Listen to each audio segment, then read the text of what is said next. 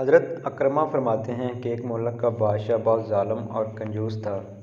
اس نے اپنے ملک میں یہ اعلان کر دیا کہ کوئی بھی کسی فقیر یا مسکین پر کوئی چیز نہ صدقہ کرے، کوئی کسی غریب کی مدد نہ کرے۔ اگر کسی نے ایسا کیا تو میں اس کا ہاتھ کاٹ دوں گا۔ یہ خبر سن کر لوگوں میں سنسنی مچ گئی۔ اب ہر کوئی صدقہ دینے سے ڈرنے لگا۔ ایک دن ایک فقیر مجبور ہو کر ایک عورت کے پاس آیا اور کہا، اللہ کی رضا کی خاطر مجھے کچھ کھانے کے لیے دو۔ تو عورت بولی، ہمارے ملک کے بادشاہ نے اعلان کیا ہے کہ جو کسی کو صدقہ دے گا اس کا ہاتھ کاٹ دیا جائے گا۔ فقیر نے کہا، تم مجھے اللہ کی رضا کی خاطر کوئی کھانے کی چیز دے دو۔ عورت کو اس فقیر پر بہت ترس آیا اور اس نے بادشاہ کی ناراضگی اور سزا کی پرواہ کیے بغیر اللہ کی رضا کے لیے اس فقیر کو 2 روٹیاں دے دیں۔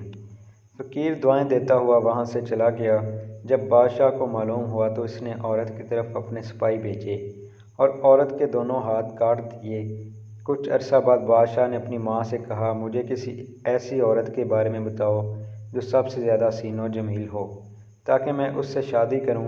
تو اس کی ماں نے کہا، ہمارے ملک میں ایک ایسی خوبصورت اور بے مثال حسن و جمال کی پیکر عورت رہتی ہے۔ میں نے آج تک اس جیسی حسین عورت نہیں دیکھی، لیکن اس میں ایک بہت بڑا عیب ہے۔ بادشاہ نے پوچھا، اس میں کیا عیب ہے؟ ماں نے کہا، اس کے دونوں ہاتھ کٹے ہوئے ہیں۔ بادشاہ نے سپاہیوں کو حکم دیا کہ فلاں عورت کو میرے پاس حاضر کیا جائے۔ چند سپاہی گئے اور اسی عورت کو بادشاہ کے پاس لے آئے جس کے ہاتھ فقیر کو 2 روٹیاں دینے کی وجہ سے کاٹ دیے گئے تھے۔ جب بادشاہ نے اس عورت کو دیکھا تو اس کے حسن و جمال نے بادشاہ کو حیرت میں ڈال دیا۔ بادشاہ نے اس سے کہا، کیا تم مجھ سے شادی کرنا چاہتی ہو؟ عورت نے کہا، مجھے کوئی اعتراض نہیں، اگر تم مجھ سے شادی کرنا چاہو تو مجھے منظور ہے۔ چنانچہ دونوں کی شادی ہوئی اور وہ ہنسی خوشی زندگی گزارنے لگے۔ لیکن بادشاہ کی دوسری بیویاں حسد کی آگ میں جلنے لگیں۔ ان کے دل میں یہ بات بیٹھ گئی کہ بادشاہ اب ہمیں اتنی وقت نہیں دیتا جتنی اس غریب نادار نئی دلہن کو دیتا ہے۔ چنانچہ وہ ہر وقت اس فکر میں رہتیں کہ کس طرح اس نئی دلہن کو بادشاہ کی نظروں سے گرایا جائے۔ لیکن وہ اپنے اس مذموم ارادے میں کامیاب نہ ہو سکیں۔ پھر اچانک بادشاہ کسی محاذ پر روانہ ہو گیا اور وہاں اسے کافی دن دشمنوں سے لڑنا پڑا۔ بادشاہ کی بیویوں کو یہ بہت اچھا موقع مل گیا۔ انہوں نے بادشاہ کو خط لکھا کہ تمہارے پیچھے سے تمہاری نئی دلہن نے تمہاری عزت کو داغدار کر دیا ہے اور وہ بد کردار ہو گئی ہے، اور اس بدکاری کے نتیجے میں اس کے ہاں بچہ بھی پیدا ہوا ہے۔ جب بادشاہ کو یہ خط ملا تو وہ آگ بگولا ہو گیا۔ اس نے فوراً اپنے قاصد کو یہ پیغام دے کر اپنی والدہ کے پاس بھیجا کہ اس بدکار عورت کو اس کے بچے سمیت میرے ملک سے نکال دو۔ اس کے گلے میں کپڑا باندھ کر بچہ اس میں ڈال دو اور انہیں کسی جنگل میں چھوڑ دو۔